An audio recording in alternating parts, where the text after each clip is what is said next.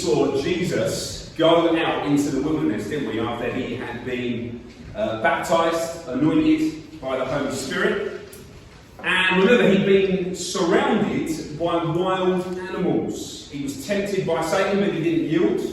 And then he was, we had that idea of him sleeping out in the wilderness and being stalked by wild beasts. And Mark was showing us, wasn't he, that Jesus was now the new king, but this new king was one with his people. God joins humanity outside of the garden. And the week before, we considered the four witnesses who all testified that Jesus was indeed the long-awaited Messiah, the anointed one. Look carefully now, look at verse 7. Look at what John the Baptist declared about Jesus. Verse 7, and he preached, saying, after me comes he who is mightier than I.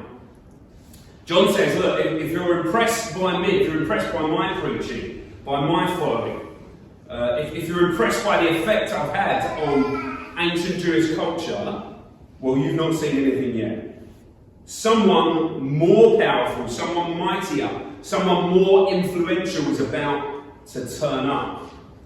So here comes a new powerful leader. But look, here's the thing with leadership and power. Power in the wrong hands can be dangerous, can't it? What were we told as children? Never play with matches. A tiny match is too much power, a tiny bit of fire is too much power to put into, a 9-year-old's hand, isn't it? Whenever there's a new Prime Minister or a new President, there's always a fear. What is this man going to do with his power? Is he going to pass laws that work in the country's interests? Or is he going to pass laws and do things that work in his own party's interests? Or that work in his own friends and business partners' interests? Well, now here we've got a new king in the first century. A new, powerful king. A king, says John, who will baptize people with the Spirit of God. So, do we need to be apprehensive as Jesus turns up and wields this power that he has? When we think of Jesus, is this power in the wrong hands or power in the right hands? So in chapter 16, verse 45, we see Jesus demonstrate his power in 5 different ways. We've got 5 points this morning, and we will tie it all together at the end. Point number 1, Jesus demonstrates his power over people. Do you notice, or have you seen that a lot of Christians, myself included, have their favourite celebrity preachers? So mine is Voddie Baucham, but you've got John MacArthur, John Piper, James Mackey, Tim Keller, Don Carson, loads of them. You can learn lots of good stuff from these men. We're very privileged. We have access to their sermons, to their talks. These are great theologians, great preachers. And it was exactly the same in Mark's day. People had their favourite rabbi, and they would attach themselves to different rabbis, and they'd learn from their rabbi, their teacher. And rabbis might take years to gain a following, to build up a following. And of course, if a rabbi got a bit boring, a bit stale, or if they weren't saying things that people found helpful, well, people would just wander off. They'd go looking for a new rabbi. But now look at what Jesus does. Look at verse 16. Passing alongside the Sea of Galilee, he saw Simon and Andrew, the brother of Simon, casting a net into the sea, for they were fishermen. And Jesus said to them, follow me, and I will make you become fishers of men. And immediately they left their nets and followed him. Simon and Andrew have no clue who this guy is. Maybe they've never heard him preach, but at his command, they simply drop everything, they quit their jobs, and they follow him. And look, this is remarkable, isn't it? Here's a rabbi who doesn't need to spend years and years promoting himself on Instagram or TikTok or YouTube. He doesn't feel the need to have glossy flyers that he sticks on your car windscreen or a great web page. No, this man simply speaks and these men follow. What's going on though? How can Jesus do this? Well, in John's Gospel chapter 10 verse 3, Jesus explains what's going on. He says, I am the good shepherd. The good shepherd calls his own sheep by name and leads them out. When he's brought out all of his own, he goes on ahead of them. And his sheep follow him because they know his voice. Jesus here is demonstrating that indeed he is the good shepherd, the good king. But he's telling us something else as well. He's also hinting at his heavenly identity. We saw this a couple of weeks ago in Ezekiel 34. Listen to what God says in Ezekiel 34. God says, I myself will search for my sheep and look after them. I will rescue them from all the places where they were scattered on a day of clouds. I will set up over them one shepherd, my servant David, and he shall feed them. He shall feed them and be their shepherd, and I, the Lord, will be their God. And my servant David shall be prince among them. I am the Lord, I have spoken. So when this leader, when this prince of God, who works on behalf of God, who speaks with the power of God, when he goes out, people have got no choice but to follow his commands. Why? Well, because they're hearing, at last, their comforting shepherd. And that explains our second point. Our second point, Jesus demonstrates his power to teach. So, verse 21. They went into Capernaum, and immediately on the Sabbath he entered the synagogue and was teaching. And they were astonished at his teaching, for he taught them as one who had authority and not as the scribes. And look at verse 27 as well. They say, what is this? A new teaching with authority. Now what's going on here? Well, let's use our imagination, all right? Let's pretend we're back in Jesus' day. Let's pretend we are adamant followers of a guy called Rabbi Randolph. Rabbi Randolph. We love Randolph. And Rabbi Randolph's big topic of the day is the biblical way to wear jackets. And he's got 4 points. He's got a 4-point sermon. And his first point, speak of Rabbi Randy, there he is. His first point is what Moses had to say about jackets. And because Rabbi Randolph knows bits of Deuteronomy and Leviticus, he takes us to all the verses that deal with clothing. He takes us back to Genesis, of course, and shows us that fig trees are no good for jackets. We need jackets made from animal skins, right? And he tells us what skins can and can't be worn with one another, and maybe about colours that were good. So that's his first point. What Moses said about jackets. What's his second point? Well, his second point, Rabbi Randy tells us what Rabbi Rick says about jackets.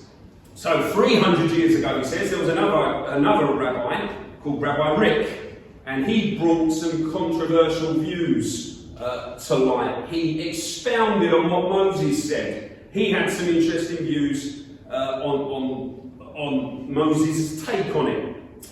Third point, what Rabbi Ray said about Rabbi Rick. So 200 years ago, a new guy, another rabbi called Ray, he commented on what Rabbi Rick said about what Moses had said. You see where we're going with this, right?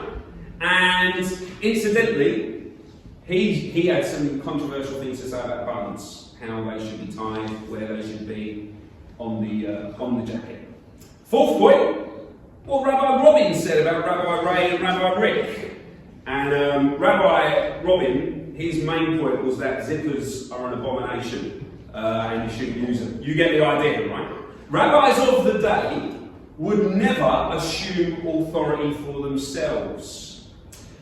Their legitimacy came from their knowledge of other people's opinions. So there's Rabbi Randy, and that's where his authority stands underneath. He stands underneath Moses, he stands underneath all these other rabbis. He can't give his own opinion, he's just repeating what they're saying.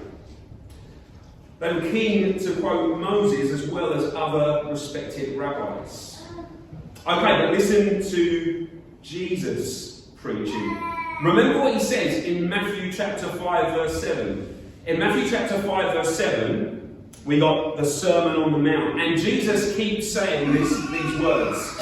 He keeps saying, you've heard that it was said, you shall not commit adultery. But then he says, but I tell you. Let that sink in. He says, I tell you, in Matthew 5:28, I tell you, anyone who looks at a woman lustfully has already committed adultery with her in his heart.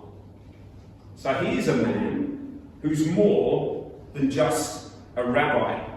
He is a man who thinks or claims that his words carry more weight and authority than Moses. His words carry more weight and authority than the law of Moses. He's a leader who has the audacity to presume that people should obey his commands. And the locals have never seen anything like it. Verse 27, they say, what is this? This is a new teaching with authority. Remember what God, the Father, tells the people on the Mount of Transfiguration when he tells Peter and John. He says, this is my son. Don't listen to Elijah, don't listen to Moses. This is my son, listen to him, hear his words. Okay, Jesus has got the power to preach. Then third point, he demonstrates his power over unclean spirits. Verse 23. Immediately there was in their synagogue a man with an unclean spirit, and he cried out, what have you to do with us, Jesus of Nazareth? Have you come to destroy us? I know who you are, the Holy One of Israel.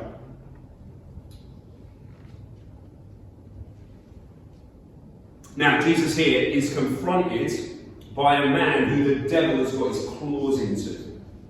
A man who's given into sin so much that he now has no natural resistance to the temptations of Satan. This man's overcome with anger, isn't he, and suspicion and resentment, and at the same time fear. And what's the result? Well, this man's got a disturbed mind. A mind that is now so easily swayed by Satan that Satan's simply got to whisper something in his ear and this man will do it. The man reacts instantly, there's no resistance. He will take that sinful suggestion to its sinful conclusion. And the dark force attached to this guy is terrified of who it's confronted with when it sees Jesus. So the reaction is shocking. There's screaming, there's finger pointing. Who are you?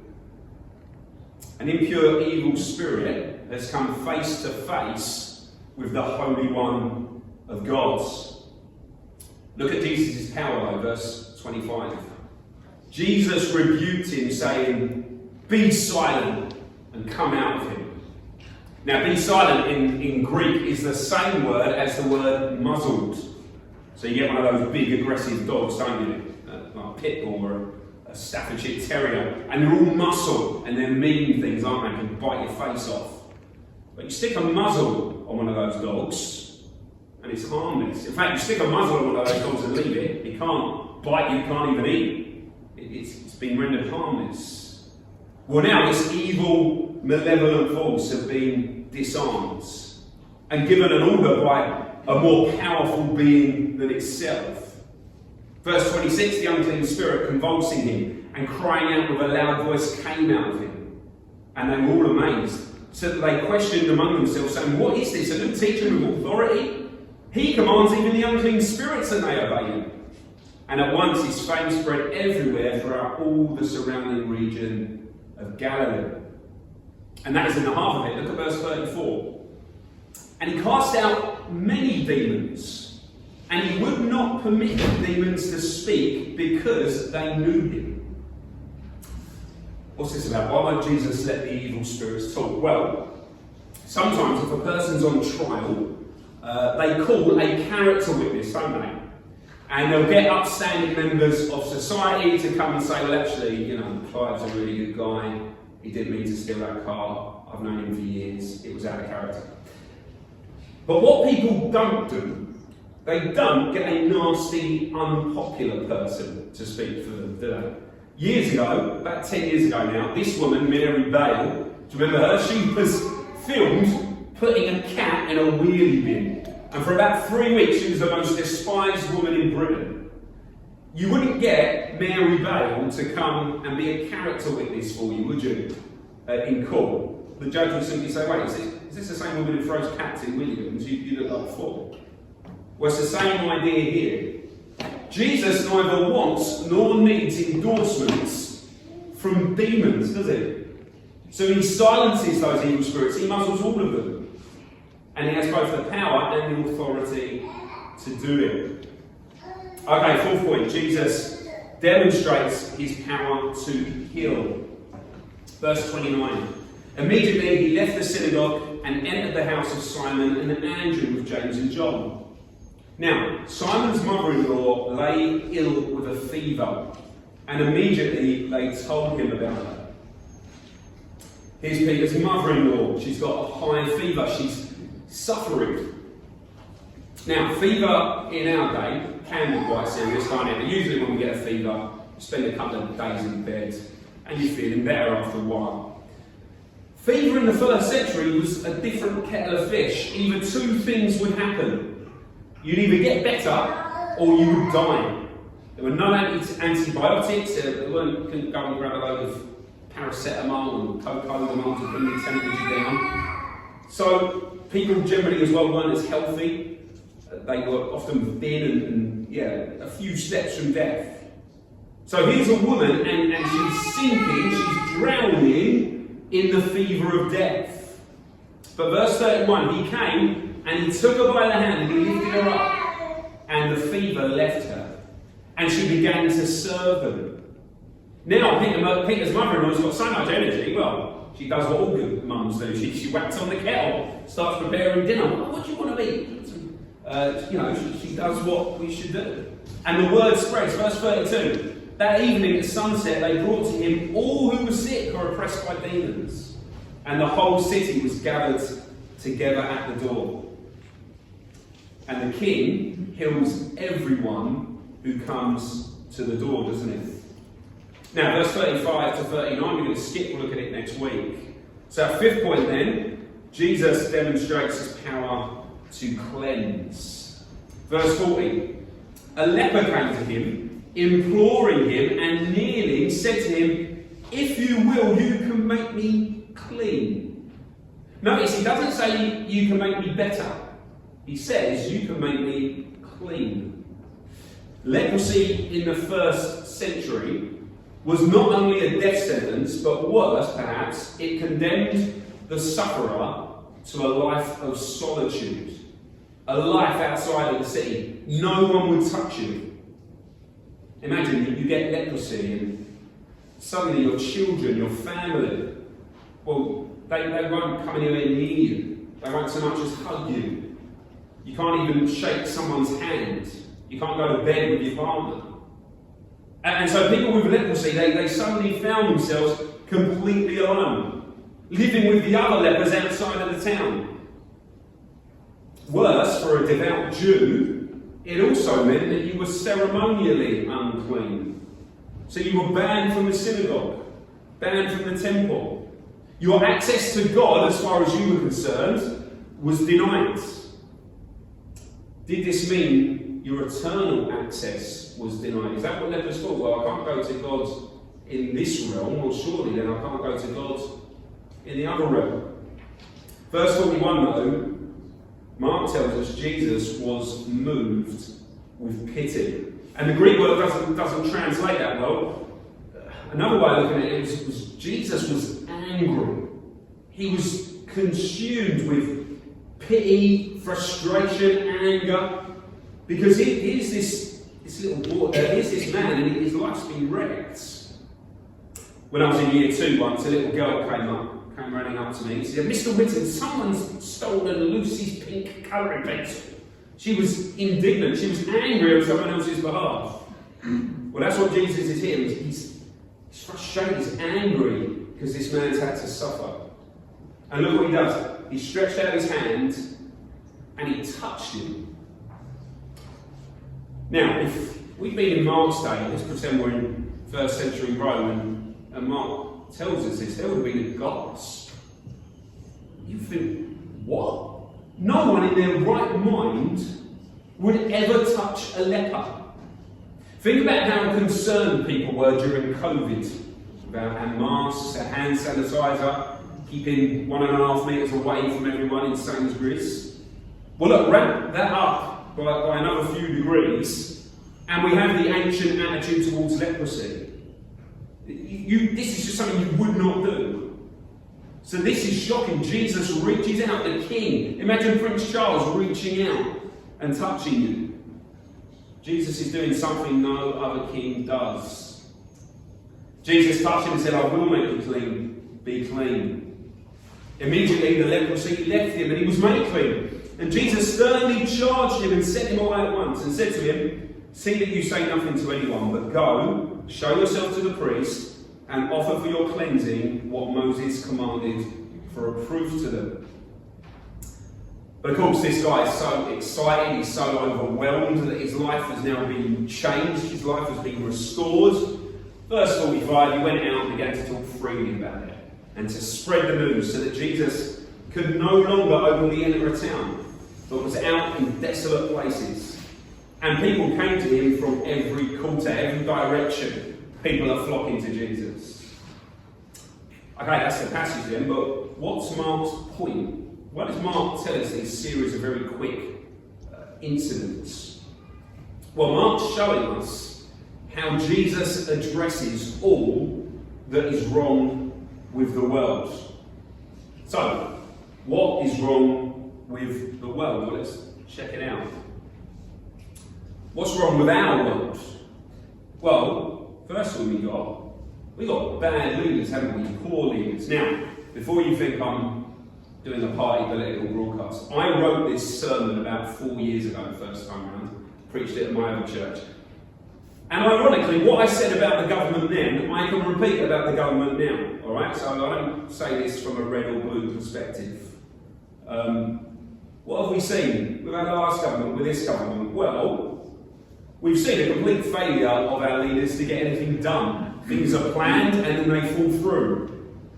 We've seen a complete breakdown of trust between people and politicians, whatever party they belong to. We've seen those who govern us say one thing, maybe in their manifesto, and then when they get to power, they do the complete opposite thing. And our leaders are not alone in our failure. We've got a lot to give thanks to God for our leaders. They could be worse, couldn't they? But this is the history of mankind, isn't it? People, societies, have been destroyed because of their leaders. We can all think of leaders who brought their nations to ruin. Mugabe, Hussein, Hitler, Stalin, Kim Jong-un. The world is full of bad, self-serving, crooked leaders.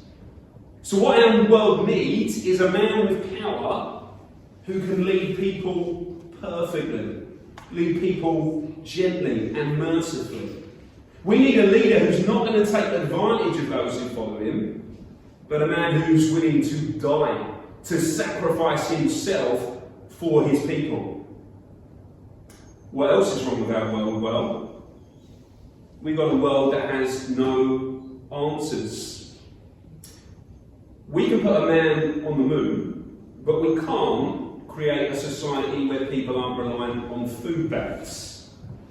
We can instantly talk with people on the other side of the world, but we can't create a society where young people don't self-harm, or where middle-aged men aren't committing suicides.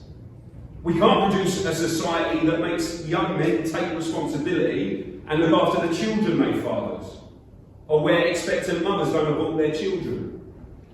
We can't deal with the stabbing epidemic on the streets of London. We can't find an answer to poverty or pollution or mental health issues.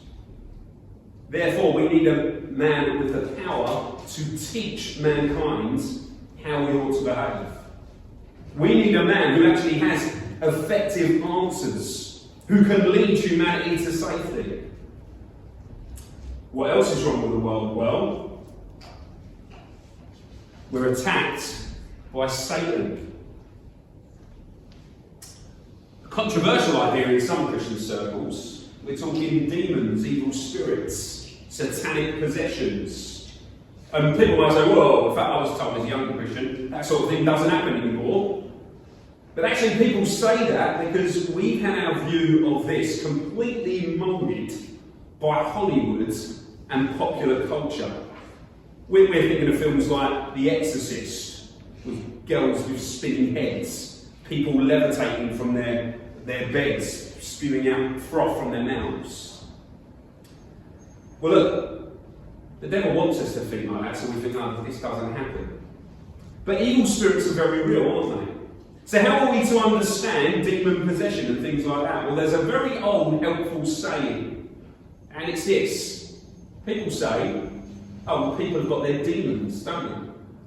Why do people say, oh, well, they've got their demons? Well, they're referring to someone who keeps giving in to the temptations of the devil. Every human being gives in to temptation at some point, don't they? And the devil's very clever at identifying the sins that an individual is particularly prone to. And he throws along temptation after temptation. Some people he can lure in with the love of money. Some he reels in with the pursuit of power. Some are completely overcome with a need for sexual gratification. To some he offers drugs or alcohol or 1,001 other things. And the more men and women yield to temptation and follow the evil suggestions of the wicked one, well, the more damage they do to themselves. The devil's ultimate work is to hurry people into judgment. I think I said this last week. That's what a demon's doing to the teenage boy in chapter 9. So we'll get there in a few weeks. In chapter 9, we meet a demon-possessed boy, and his dad says it's often thrown into the fire or the water to kill him. What are fire and water a picture of in Scripture? Well, they're a picture of chaos and judgment. So the water is a picture of death and chaos, and the fire is a picture of the judgment. That's what demons do. They get hold of a person, they grip a person through temptation, and they hasten them into the darkness of their own sinful decisions. Demons and Satan want to shorten people's lives. They speed them into the fiery judgment that awaits them. That's why the alcoholic wastes away on the park bench, isn't it? That's why the crack addict will sleep curled up in the cold filth of a dark basement, and they won't seem to care. That's why the aging celebrity allows her face to be rearranged and butchered by the plastic surgeon. That Satan is stripping the life, God's image out of them, and he's replacing it with a mess. Because the devil has found that person's particular weakness. They've got their demons, and therefore he rushes them into darkness, pushing them further and further away from the light. Therefore, mankind needs a man with the power to stop Satan, stop him in his tracks. A man with the power to prise people from Satan's grasp. What's the fourth thing wrong with the world? Well, we are sick and dying. We all love pictures of babies, don't we? Seeing a newborn baby, they're so cute. And oh, they're lovely. But every newborn baby will one day end up in a coffin, won't they? Or, here's a lovely new couple. There's the bride that they've just got married. The bride's got a lovely white dress on, it's covered in diamonds. She looks gorgeous. And there's her husband, tall and handsome in his suit. But less than 50 years later, well, the same man tucks a little wrinkly old lady into bed as she slowly dies of cancer. And his strength is gone. He can no longer help his wife get around. He can no longer defend his wife. His body's giving up on him. He doesn't hear so well now. Why? Why does this happen? Well, we're all sick. We're all slowly dying. We're all slowly degenerating. And isn't that what's wrong with the world? When people die, even old people, we're cut up about it, aren't we? There's sorrow. Why is the world like this? This world is vanity, we're told in Ecclesiastes.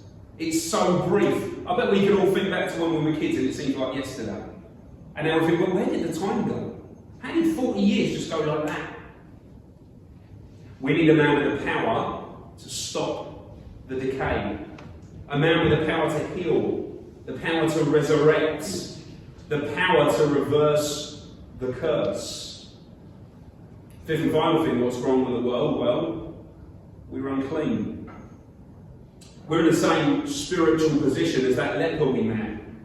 We've sinned against the holy gods, and we've become infected with the poison of sin, and therefore it's slowly killing us. Like leprosy, our sin means that we've broken and damaged the relationship with God, our relationship with others. The leper's thrown out of the city, where we've been thrown out of God's presence. And our relationships with each other are damaged, aren't they? We're at each other's necks. We can't live at peace with one another. We hurt one another. Even the people we love, we end up hurting and upsetting. Everything that's wrong with this world, bad teachers, bad leaders, the rule of Satan, sickness, death, and dirt, can all be boiled down to one simple fact, a fact we looked at last week. This is life outside of the garden. Human beings have been thrown out of the Garden of Eden, and this is what life is like outside the garden. Remember when Adam and Eve were created, heaven and earth overlapped, but because of their sin, well, they were thrown out.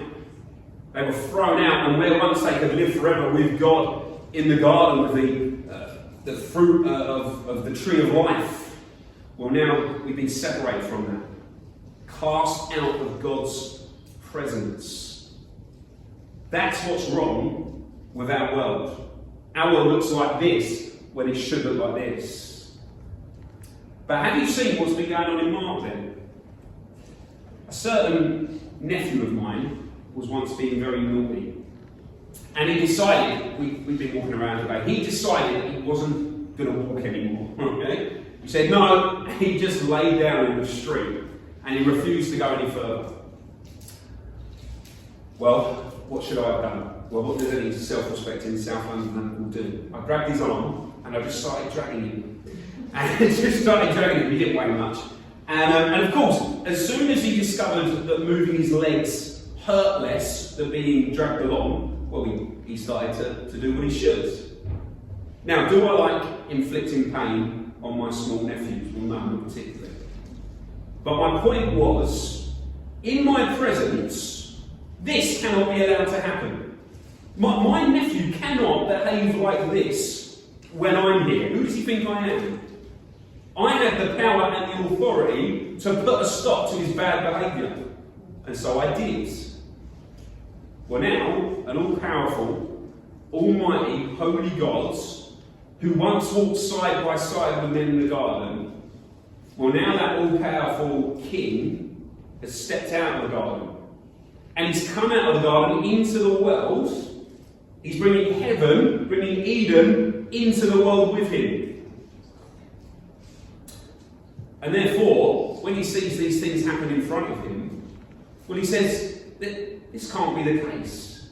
This cannot be the case now that I am here. And so Jesus goes into the world, he goes into enemy territory. And there he's confronted with the cursed earth.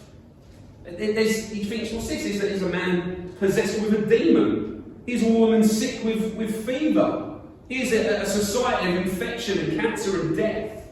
Here's a leper who's been isolated from God. And Jesus looks and he says, no, this can't happen in my presence. Who do they think they are? If it does not happen in Eden, if it doesn't happen in heaven, well, it's not going to happen here. It's not going to happen in my sphere. And Jesus, with all of his power and authority, puts a stop to the wickedness he sees about him. Therefore, the demons are cast out, the blind see, the deaf hear, the lame walk. The woman is lifted from her sickbed, the lepers made clean. That is the power of the King. Well, look, you know that Jesus will shortly come again, won't he? He will come again to permanently unite heaven and earth. This is what earth currently looks like. We've got non-Christians in red, we've got Christians in green. But the Bible says that Jesus is coming, and what's he going to do? Well, he's going to reunite heaven and earth, as it talks about in Revelation. The King is coming. And he says elsewhere in the New Testament, the dead are going to come with him. Those who died in Christ are going to come in the clouds with him. But what will happen to those who potentially risk marring the next world? Well, Jesus has the power and the authority to eject them. That's what hell is. Hell is being thrown out of God's presence forever. Why? Well, because you cannot be allowed to infect the next heaven and the next earth.